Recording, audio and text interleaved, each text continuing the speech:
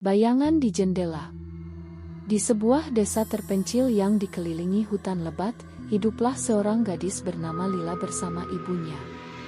Mereka tinggal di sebuah rumah kayu tua di tepi desa, tepat di perbatasan hutan yang dipercaya oleh penduduk sebagai tempat bersemayamnya roh-roh gentayangan.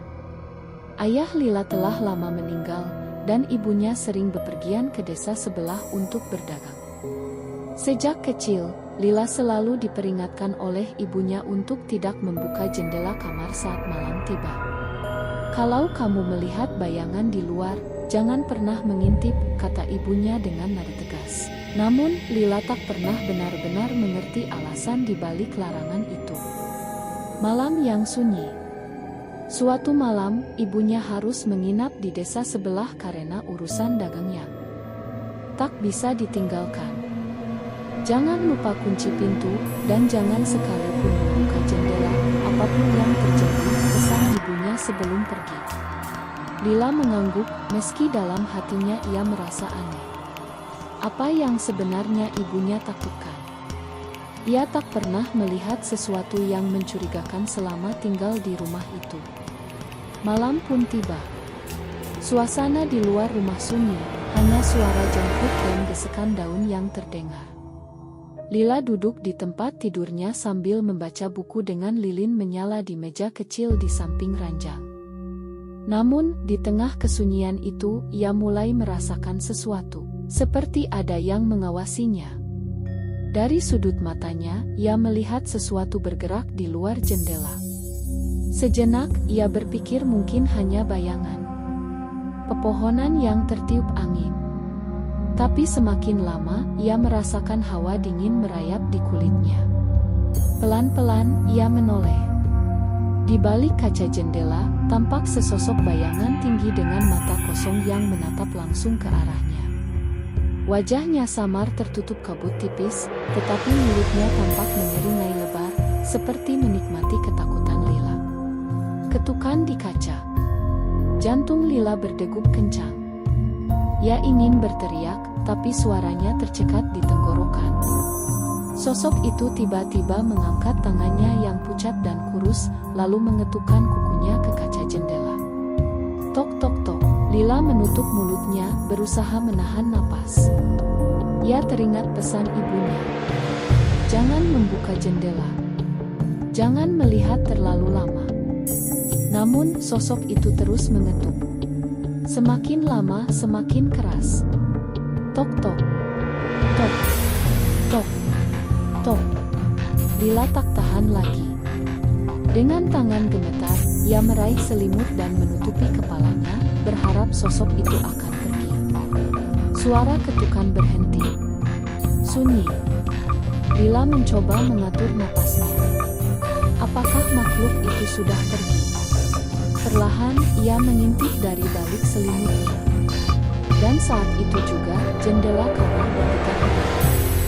Goresan di jendela.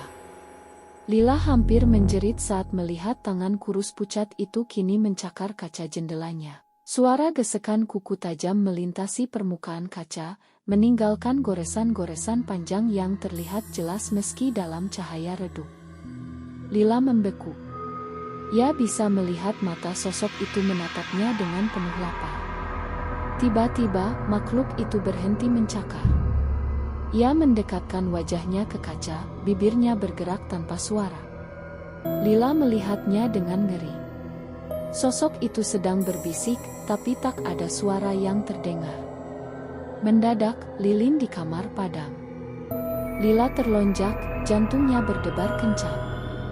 Kegelapan menyelimuti ruangan, dan satu-satunya cahaya berasal dari luar jendela, menerangi wajah mengerikan makhluk itu. Suara dari dalam lemari. Lila menahan napas. Ia meraba-raba di meja, mencari korek api untuk menyalakan lilin kembali. Namun, di tengah keheningan itu, tuk-tuk-tuk. Lila membelalakan mata. Itu bukan suara dari jendela. Itu berasal dari dalam lemari pakaiannya. Darah Lila terasa membeku. Bagaimana mungkin ada sesuatu di dalam lemari? Perlahan, suara itu berubah menjadi ketukan lembut lalu menjadi suara bisikan sangat. Lila menutup telinganya. Ini cuma mimpi, bisiknya. Tapi kemudian, pintu lemari bergoyang sedikit. Sesuatu di dalamnya sedang mencoba keluar. Rahasia ibu. Dengan sekuat tenaga, Lila melompat dari ranjang dan berlari keluar kamar, menuju pintu depan.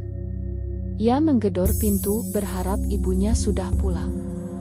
Namun, yang ia dengar hanyalah suara bisikan dari balik lemari yang semakin jelas semakin dekat. Lalu, tiba-tiba suara itu berhenti. Lila berbalik perlahan, tubuhnya gemetar.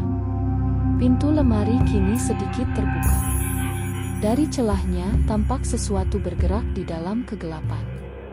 Saat itu juga, terdengar suara derap kaki mendekat dari luar rumah. Lila buru-buru berlari dan membuka pintu. Ibunya berdiri di sana dengan wajah panik. "Lila, kau baik-baik saja?" Lila langsung memeluk ibunya, tubuhnya masih gemetar. Makhluk itu di jendela dan di lemari. Wajah ibunya seketika pucat. Dengan cepat, ia masuk dan menutup pintu. Ia bergegas menuju kamar Lila dan melihat jendela yang penuh goresan. Lalu, ia menatap lemari yang pintunya masih sedikit terbuka. Perlahan, ibunya menghela napas dan mengusap kepala Lila. "Ada sesuatu yang harus ibu ceritakan padamu."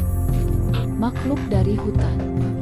"Ibu tidak pernah memberitahumu," kata ibunya lirih. "Tapi sebelum kau lahir, ada sesuatu yang menghantui rumah ini."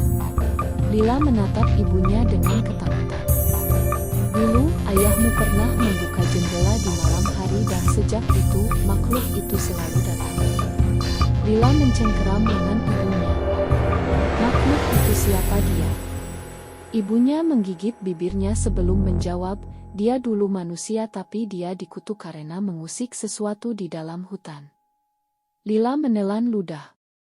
"Lalu kenapa dia ada di lemari?" Ibunya menatap lemari dengan tatapan sedih. "Karena dulu, ayahmu mencoba mengurungnya di sana. Tapi dia tidak bisa dikurung selamanya." Mendadak, terdengar bunyi krek dari dalam lemari. Ibunya berdiri, menggenggam tangan Lila erat-erat.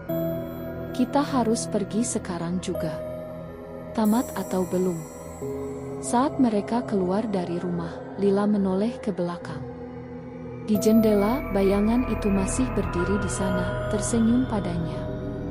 Dan dari dalam lemari, terdengar suara bisikan terakhir sebelum mereka pergi. "Aku akan kembali."